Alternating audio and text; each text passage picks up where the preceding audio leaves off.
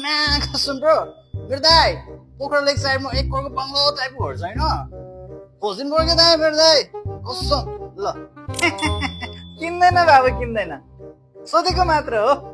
पैसा कति छ कति लाग्छ भनेर हो ल हस् हस् हस् हस् भाइ सुन न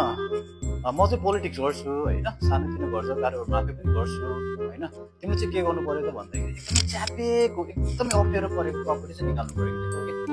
है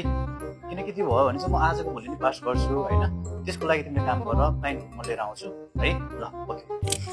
ब्रो सुन न म चाहिँ अब 10-15 दिनमा नेपाल आउँदैछु कि अस्ट्रेलियाबाट म फेरि आएपछि बिहा गर्ने हो है सो द्याट मलाई चाहिँ वाउ टाइपको मोडर्न खालको 4-5 करोडको महँगो टाइपको घर चाहिएको छ कि किन मैले यो 5-6 करोडको घर चाहिँ मेरो बाबामाले गिफ्ट गरेको क्या है ओके ओके थ्याङ्क यू हजुर हजुर सोसल प्रेस्टिजको कुरा पनि हुन्छ है यसमा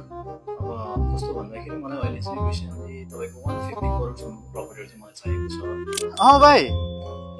तिमीले देखाएको प्रपर्टी त मलाई राम्रो लाग्यो जग्गासँग साटफेर हुँदैन मेरो उता स्याङ्जामा जग्गा छ एकचोटि हेरौ न बा है ल एकचोटि काम गरौँ त ल हस् हस् हजुर दाइ हजुर ए ओके प्रपर्टी त राम्रो लाग्यो रे है अब पिङ्क कलरमा छैन मेरो गर्लफ्रेन्डलाई पिङ्क कलरमै चाहियो भने